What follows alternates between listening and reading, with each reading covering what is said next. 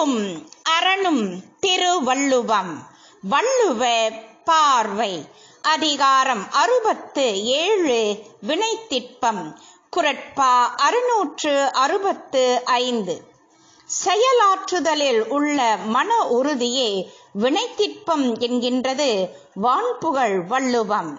ஆட்சியாளர் அருகில் இருந்து அரசு பணிகளை திட்டமிடவும் செயல்படுத்தவும் துணை புரியும் அரசின் அங்கமாகிய அமைச்சர்தம் வினைத்திட்பத்தை எவ்வாறு அறியலாம்?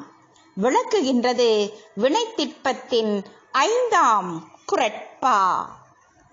வீறு எய்தி மாண்டார் வினைத்திட்பம் வேந்தன்கண் ஊறு எய்தி உள்ளப்படும். சொற்பொருள்: வீறு எய்தி தனிச்சிறப்பு பெற்று மாண்டார் மாட்சிமை பெற்றார் வினைத்திட்பம் செயல் உறுதி வேந்தன்கண் ஆட்சி தலைவனிடத்தில் ஊறு எய்தி ஆக்கம் உண்டாக்குதலால் உள்ளப்படும் மதிக்கப்படும். கருப்பொருள்: தனிச்சிறப்பு பெற்ற மாட்சிமைப்பட்டாரது வினைத்திட்பம் அரசு ஊருற்ற பொழுது வெல்லும் வழி எண்ணி அளிக்கும். செய்யும் வினையால் பெருமை பெற்று உயர்ந்தவரின் வினைத்திட்பம் மன்னவன் காதிற்கு எட்டி நன்கு மதிக்கப்படும். பெருமை பெற்றவரின் வினைத்திட்பம் அரசின் இடையூற்றை தகுந்த வழியில் எண்ணி அளிக்கும் விதத்தால் மதிக்கப்படும். மக்களின் நல்வாழ்வை பேணுவதே அரசின் கடப்பாடு.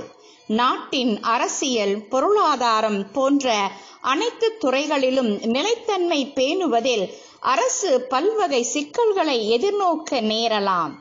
நாட்டின் வளப்பங்களை பேணுவதில் பல்வகை வியூகங்களை அமைப்பதிலும் அதில் ஏற்படும் இடையூறுகளை உடனுக்குடன் களைவதிலும் அமைச்சர் அணி திறம்பட செயலாற்றுவதில் அவர்களின் வினைத்திட்பம் பளிச்சிடுகின்றது.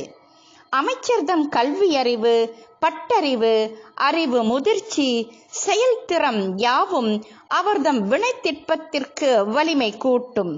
அரசு பணிகளில் தனி சிறப்பு பெற்று மாட்சிமைப்பட்டார் என்பதை குறிக்க வல்லது வீறு எய்தி மாண்டார் எனும் தொடர். வினைத்திட்பம் உடையோரே நெருக்கடி காலத்தில் பேருதவியாய் இருப்பர்.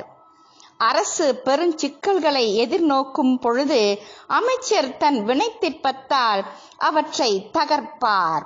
அது மன்னனாலும் மதிக்கப்படும். செயலால் உயர்ந்தவரை அவர் புகழால் அறியலாம். வீறு எய்தி மாண்டார் வினைத்திட்பம் வேந்தன்கண் ஊறு எய்தி உள்ளப்படும். வாழ்க வள்ளுவம்!